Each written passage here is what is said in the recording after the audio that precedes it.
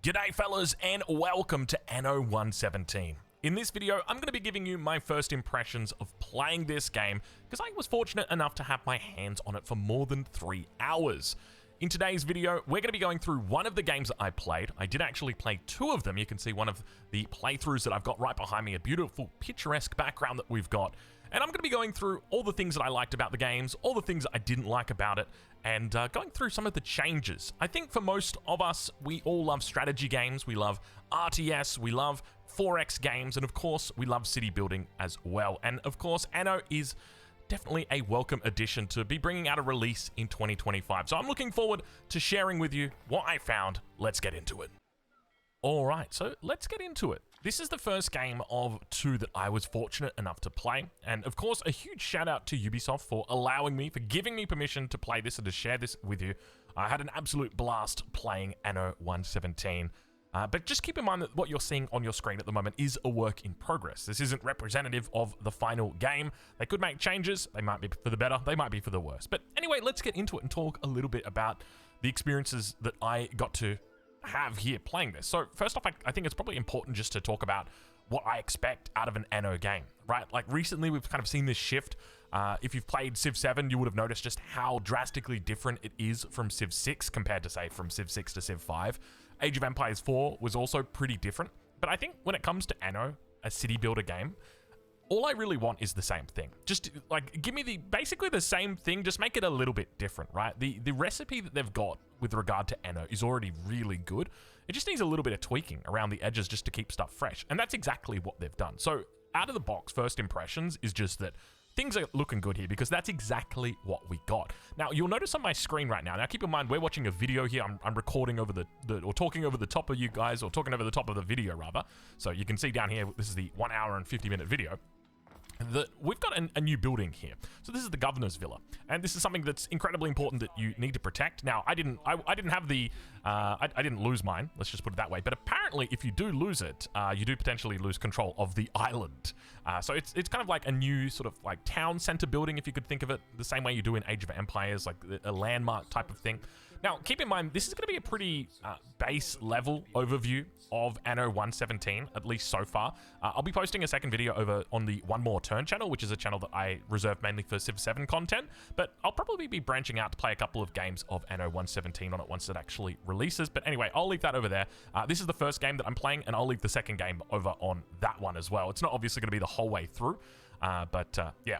So the next thing that you can see that I'm doing is, so we're kind of like working to the standard grid that we all love to do, right? I always feel like I'm locked in this grid, and it's difficult to get yourself out of that. And I do get myself out of that in the second video, I'll tell you now.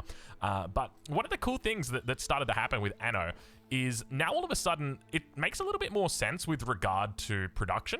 So often, if like you think back to normal like old Anno, right, or just like the previous Anno, you want like your wheat fields next to the place where you're grinding up your grain, and then you want your bakeries right next to it so that you can kind of like transport everything and get them close together. But one of the cool things that they do here is, you know, people don't want to be getting bread that's not fresh. I mean, they do.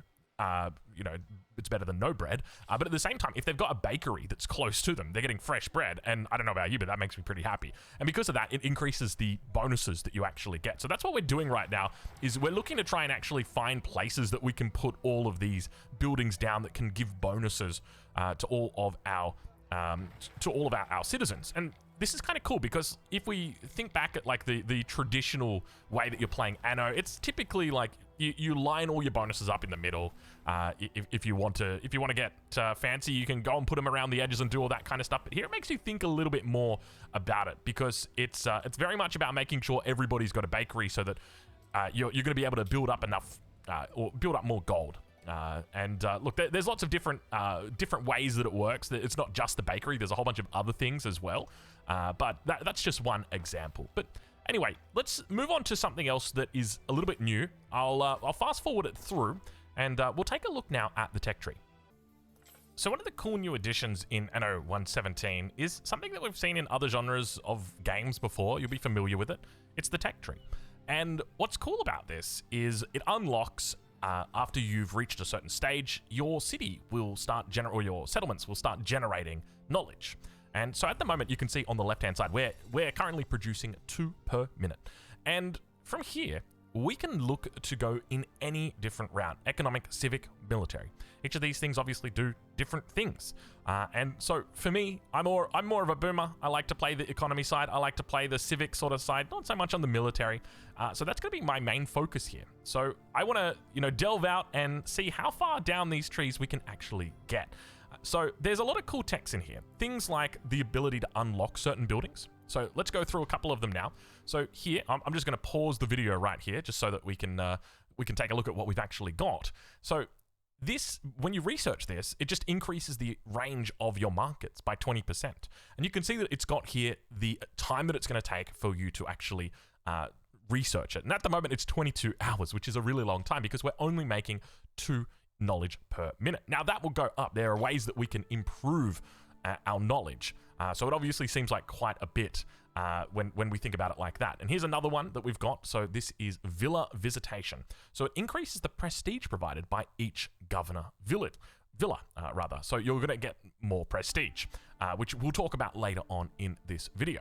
But each one of these things is going to be providing you different components that will be building you up. Here as an example, we've got voluntary vigilance, which is going to give you patrol squads. But anyway, you get the idea. Let's take a look at some of the other branches for this tech tree. Okay, so moving out over onto the economic, we are going to move towards exactly where I want to be. So I'm just going to pause it on this one. Take a look at what this one gives you. Okay, so all spinners, +1 knowledge within the area. So a spinner is, if I remember correctly, it's what is going to be producing your garments, basically. Think of your clothes, essentially.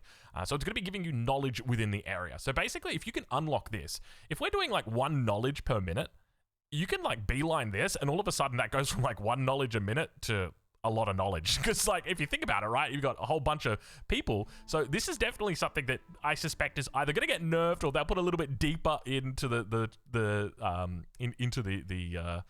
into the tech tree. But anyway, here's another one as well. Trading post improvements. So our trading posts struggle with their current capacity, so it's going to upgrade your trading post to the next tier. Or I think it allows you to upgrade to the next tier. It doesn't actually upgrade it for you. So that's sort of an example of the type of thing that is going to be out towards the economic side of things. Let's jump over to the military side, though. Okay, so here we are. We're about to take a look at some of the military options that we've got. And we're going to start out with Provisional Castra. So it's going to unlock the encampment, which allows troops to encamp when not in use, reducing their required workforce and quickening their healing. And once again, you can see the knowledge and the estimated duration that it's going to be. We've increased our knowledge quite a bit at this point. We're up to 171 per minute, so it's looking a little bit better. Next up, we've got Rammed Earth, which is going to reduce your wall upkeep. And we've got quite a bit of options in here, and you can see that it goes very deep. And then here we've got the attack speed of towers, defensive towers being increased by 10%. So another nice little buff that you could do. And one of the things I'm excited to see now, I don't think it's actually in the version of the game that I got to play, but these tech trees run very deep. So I'm looking forward to seeing just exactly what kind of crazy stuff they come up with. But so far, I think this is a great addition, and it's really going to add another level. I do suspect that we're probably going to find out optimizations pretty damn quickly with this, because knowledge is going to be very important early on. Anyway, let's move on a little bit to our next topic. All right, so just before we get on to our next point, just take a look at this beautiful island that we've got here. So this is one of the NPCs that you can play along with here, and she has just got a beautiful setup over here. Do you see that Hippodrome? Have a look at that. Doesn't that, oh, I tell you what, that says Byzantines to me, doesn't it? All of the Age of Empires 4 players are going to be jumping up and down at the thought of racing around with that. But yeah, it's a beautiful artwork that they've managed to do with it. Looks really, really cool. I'd love to see, hopefully we get to see those horses actually start moving around in there. That would be pretty cool.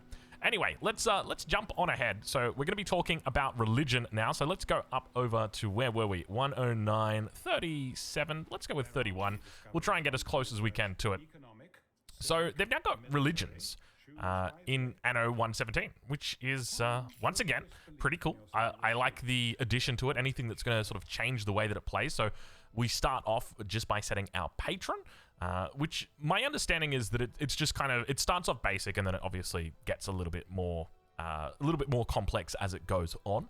But what's cool about this is that it's very much based around what the belief of the patron is as to what it buffs up. So as an example, you've got the option to go for Mars, which is obviously going to be more about war than it is about fertility, as an example. But if you're not interested in that, you could look to take someone like Ceres, who is going to be all about fertility. And it's going to increase the production of these items that are down here in the bottom left-hand corner. So you'll be able to sort of work out. Now, each island that you've got will also be able to choose a different religion that they'll be able to follow. So here we've got Neptune, which is going to be more about the water, obviously. And you've got further religions or beliefs that you can unlock through the tech tree. So once you've sort of researched it, then you can get a bit more advanced. But I think it definitely makes a lot of sense. You're going to have islands that, you know, bow before the god of Neptune because they're more focused on those things compared to an island that would be more focused on building up, say, the fertility of the island and looking to go after grain or something like that. So there's quite a bit of versatility here, but I also think it's one of those components of the game that's probably going to get solved pretty quickly. Anyway, let's move on now over to our next point. Okay, so the next point is just with regard to the needs of your citizens. So we're just going to pause it right here, but you can take a look down in the bottom right-hand side. We can see the needs of our citizens here.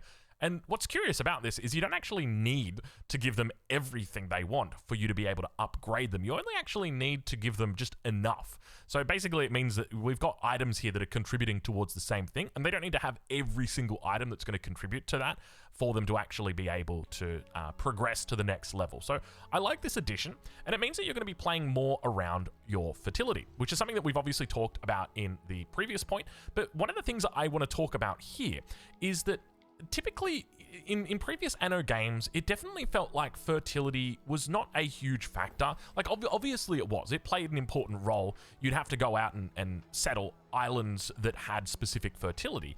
But what I found in Anno 117 is that you're doing that a lot earlier. So you think about, like, you're basically doing it from the beginning of the game. You're going out and you're looking for things to settle almost immediately so that you can actually secure that fertility, because you're going to need it really, really early on, at least a lot earlier than the previous Anno titles. And I like that change, right? Like, I think for me, it's always been fun to just kind of like hunker down and play one city and just try and build it up as much as you can. But there's also a massive element of expansion and being able to get that expansion going. And here you can see we're utilizing some of the diagonal roads that are in this game. And the footage that you're getting is 1080p, or I should say the footage that I'm getting is 1080p, but this video is in 4K just because the way YouTube does its uploading. We always want to upload in 4K even if we're only uploading 1080p content, just because of the encoding. Yeah, I mean, despite it only being 1080p, it still looks really good on my screen. I will say that. So I'm looking forward to actually getting to play this game in 4K on my own rig. I tell you what, that is going to be absolutely amazing. But yeah, that was definitely something that I noticed when I was playing through. It was that it felt like for me to actually start completing things, I needed to get out very, very early. So here we're up to the second tier. We're up to plebeians. And already, for me to be even able to upgrade them to the next level, I know that I'm going to need at least one of two things. And both of those things I'm going to need to move off island for. So it's a cool little development. Now, one of the other things that I haven't talked about here, and I didn't actually get to play through, is just one of the changes that they've made with regard to the new world. So if you're familiar with like previous Anno games, there's always been this concept of the new world where you go and you basically have to go settle, and then your people at home are going to want things from the new world. So think of like tobacco or sugar or chocolate as an example of that. And the same thing is most likely going to be happening here in Anno 117. Now, I didn't get to play that through, but what I do know is that you'll get to decide whether you want the new world to actually play the same way that you're playing here at home, because it's separated into two components. And here we're on the homelands versus whether you're abroad, if that makes sense. So I'm curious to see how that unfolds, and I suspect it's probably going to be largely around resources, and what you've got available to you will make the most sense. Obviously, you can also just do it because one of them looks prettier. I'm not going to get up here for doing that, but let's close out now this video with some final thoughts. So, initial first impressions are incredibly positive, right? I did not experience any bugs at all within the actual game itself. I was having a bit of an issue, as I mentioned earlier on. I was having a bit of an issue with the way that they do it. So when I'm not actually playing on my own rig here, I have to play through it's basically being streamed online. But overall, incredibly good performance. The mechanics all were really, really fun to play around with. The replayability of this game, I think, is going to be quite high, and that's coming from someone who's got hundreds of hours in Anno. Okay, so final thoughts for the first impression. I gotta say, my first impression of Anno 117 was very good. I'm looking forward to this game being released. Probably gonna be doing quite a bit of content on it, so let me know if you'd like to see it. But overall, I think that all of the changes that were made were not completely re-changing the way things work, and they very much complement the recipe that Anno has got historically. So I think this is probably going to be a hit, at least from the way that it's looking so far. So anyways, once again, I will shout out one more turn the channel if you'd like to check out the second video that I'll be doing on Anno 117 or Anno 117. Then make sure you go check it out. Other than that, we'll leave it here, and hopefully we'll see some more Anno 117 content coming up soon.